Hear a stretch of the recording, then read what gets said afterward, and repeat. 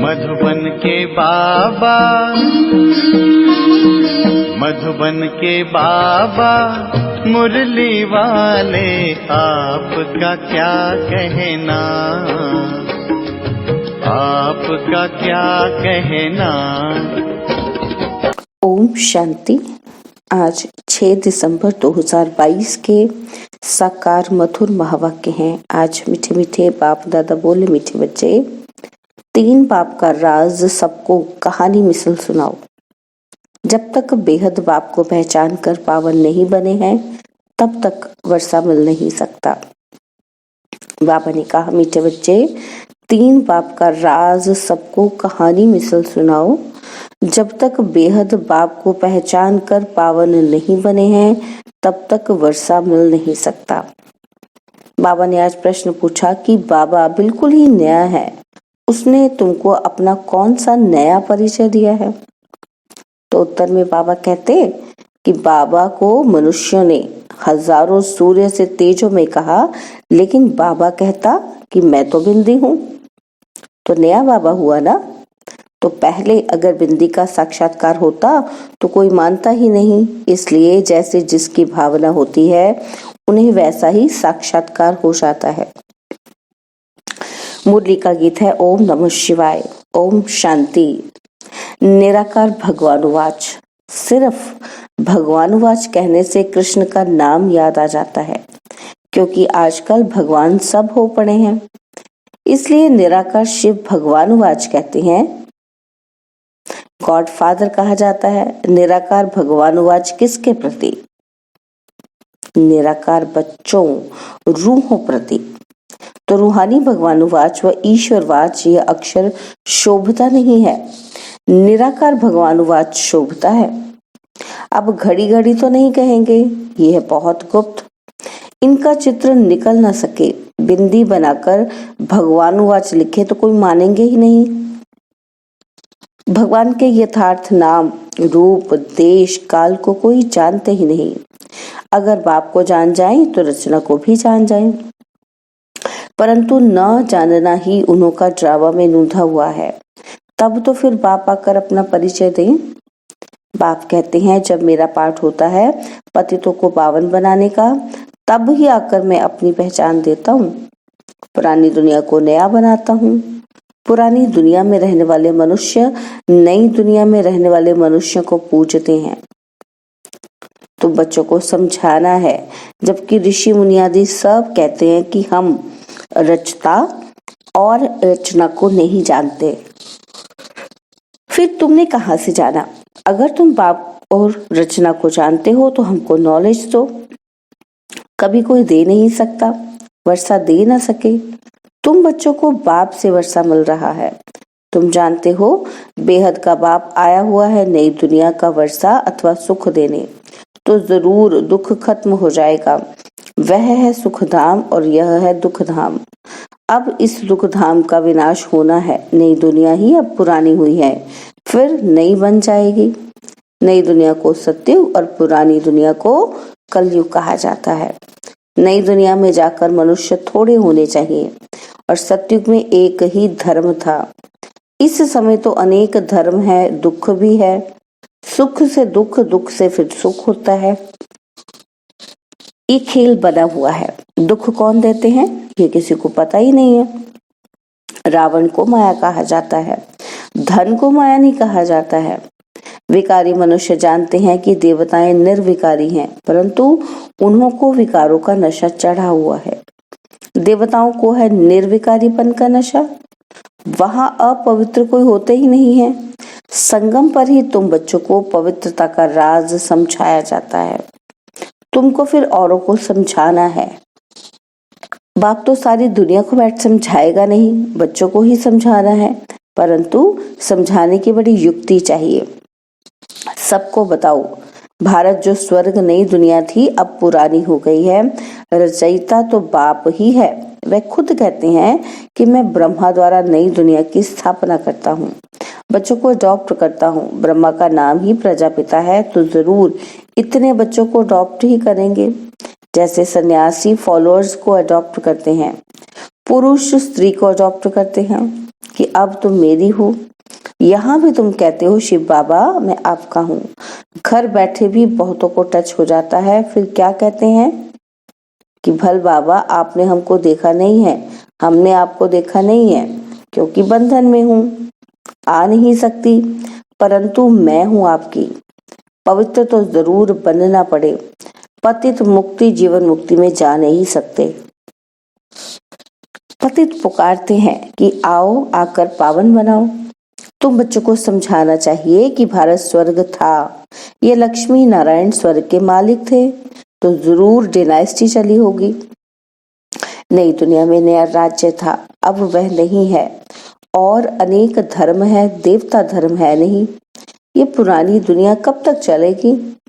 यह सत्य को लाखों वर्ष कह देते हैं। महाभारी लड़ाई का भी गायन है। बीच में थोड़ी खिटपिट हुई थी तो कहते थे कि महाभारत लड़ाई का समय है। यादवों की लड़ाई भी दिखाते हैं।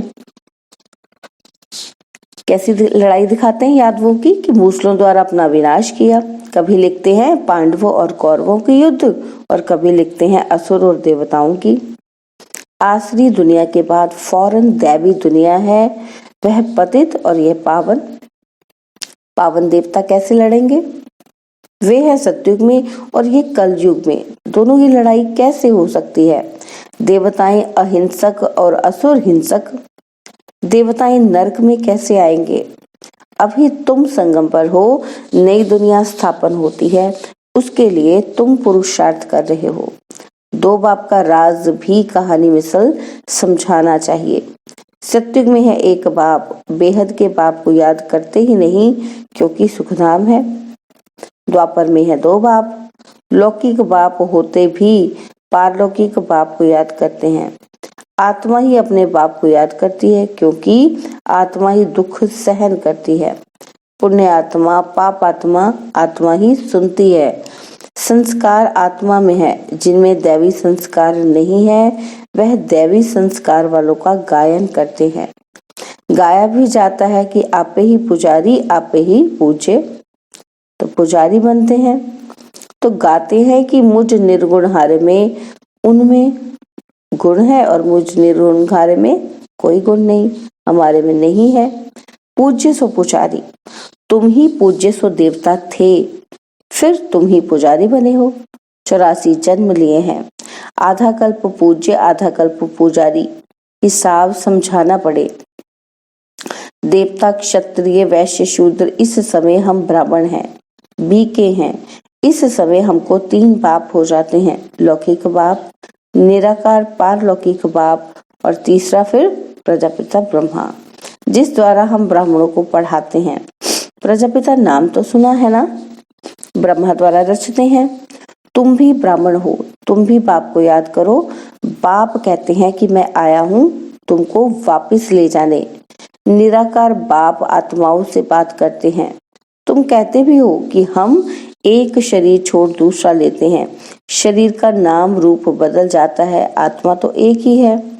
बाप का नाम भी एक ही शिव है, उनको शरीर तो है नहीं। यह पॉइंट भी नोट करनी चाहिए। फिर जैसा आदमी वैसा ही समझाना है। हम बीके दादी से वर्षा ले रहे हैं, वही राजयोग और ज्ञान की नॉलेज देते हैं। मनुष्य से देवता बनना यह भी नॉलेज है। नॉलेज मिलती है संगम पर, जिससे फिर नई दुनिया में वर्षा पाते हैं। पति तो दुनिया में आकर पावन दुनिया स्थापन करते हैं। अभी बाप आया है घर ले जाने के लिए, तो ड्रामा अनुसार सबको घर जाना है। फिर पहले सूर्यवंशी, फिर चंद्रवंशी, फिर वैश्य शूद्रवंशी बन जाते हैं। वह है निराकार आत्माओं का झाड़ और ये है साकारी मनुष्यों का झाड़। ब्राह्मण देवता क्षत्रिय वैश्य शूद्र, इसमें सारा विराट रूप आ जाता है। ब्राह्मण वृद्धि को पाते रहते हैं। रुद्रमाला और विष्णु की माला बनेगी, ब्रह्मा की माला नहीं कह सकते क्योंकि बदलते रहते हैं, इसलिए रुद्रमाला पूजी जाती है। यह है नई नई बातें। ये बातें कोई की बुद्धि में जरा भी नहीं है। कल्प की आयु लाखों वर्ष कह देते हैं, इसलिए तुम्हारी बातें सबको नई लगती हैं। नई दुनिया के लिए नई चीज मिलती है। बाबा भी वास्तव में नया है। वह तो कहते हैं कि नाम रूप से न्यारा है, या तो कह देते हैं कि हजारों सूर्य से तेजोमय है। सो तो जरूर जैसी भावना होगी वैसा साक्षात्कार होता जाएगा। बिंदी का साक्षात्कार हो तो कोई मायने ही नहीं, तो मानता ही नहीं ना बिंदी का। ये सब बातें नहीं होने के कारण मूंझते हैं। जो यहाँ के होंगे उनकी ही सैपलिंग लगेगी। तुम बच्चों ने अब अच्छी तरह समझा है, तो पारलौकिक बाप के लिए भी समझाना है। तुम आधा कल्प से उनको याद करते आए हो। सुख देने वालों को ही याद किया जाता है। रावण सबका दुश्मन है, तब तो उनको जलाते हैं। पूछो रावण को जलाते समय कितना समय हुआ है, तो बोलेंगे अनादि। उनको ये मालूम ही नहीं कि रावण कब आता है। सत्युग में तो रावण होता ही नहीं। भारत का सबसे पुराना दुश्मन रावण है। रूह को पतित बनाने वाला है। तो आत्मा का दुश्मन कौन? रावण। आत्मा के साथ शरीर भी है, तो दोनों का दुश्मन कौन हो गया? रावण। रावण में आत्मा है? बाबा पूछ रहे हैं, तो रावण क्या चीज है? बस विकार है। ऐसे नहीं कि रावण में भी आत्मा है। रावण 5 विकारों को कहा जाता है। आत्मा में ही 5 विकार हैं जिसका पुतला बनाते हैं। तुम जानते हो, अभी है दुख और फिर सुख में जाना है, तो जरूर बाप आकर लेकर जाएंगे। वही पतित पावन है। जैसे दूसरी आत्मा आती है वैसे यह भी आते हैं। श्राद्ध खिलाते हैं तो आत्मा को भुलाते हैं। ब्राह्मण को ही अपने बाप की आत्मा समझ सब कुछ करते हैं। समझते हैं वे आत्मा आती है, आत्मा बोलती है। हाँ, इनका आना न्यारा है। ये है भगवान का रथ। भागीरथ कहते हैं। पानी की बात नहीं, ये है सारी ज्ञान की बात। बाप समझाते हैं कि मैं साधारण तन में प्रवेश करता हूँ। इनका नाम ब्रह्मा रखा है। इनको अडॉप्ट नहीं करता, इनमें प्रवेश करता हूँ, फिर तुमको अडॉप्ट करता हूँ। और तुम कहते हो शिव बाबा मैं आपका हूँ। तुम्हारा बुद्धि योग ऊपर चला जाता है, क्योंकि बाबा खुद कहते हैं कि मुझे याद करो तो तुम्हारे भी कर्म विनाश होंगे। इस यात्रा पर रहो। समझो ये बाबा कहाँ जाता है, तो याद शिव बाबा को करना है। शिव बाबा इस रथ में दिल्ली गया, कानपुर गया। बुद्धि में शिव बाबा की याद रहे, नीचे नहीं रहना है, बुद्धि ऊपर रहे। आत्मा परमात्मा बाप को याद करे। आत्मा किसको करे? परमात्मा बाप को याद करे। बाप कहते मेरा रहने का स्थान तो वहां ऊपर है, हमारे पिछाड़ी यहाँ नहीं भटकना है। तुम मुझे भी वहां याद करो। बाबा कहते मुझे साकारी दुनिया में नहीं याद करना। कहाँ याद करना है? मैं अपने घर में परम धाम में रहता हूँ, तो हमको बाबा को परम धाम में यथार्थ रूप में याद करना है। तो तुम मुझे भी वहां याद करो। तुम आत्माएं भी बाप के साथ रहने वाली हो।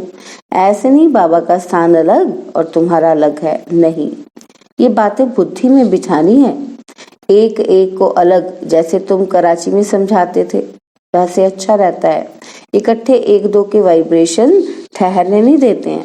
भक्ति भी एकांत में करते हैं, तो यह पढ़ाई भी एकांत में करनी है। पहले बाप का परिचय देना है। बाप पतित पावन है, उन द्वारा हम पावन बन रहे हैं। बाप कहते हैं बच्चे ये अंतिम जन्म पावन बनेंगे तो विश्व के मालिक बनेंगे। कितनी बड़ी कमाई है। बाप कहते हैं धंधा आदि भल करो, सिर्फ मुझे याद करो।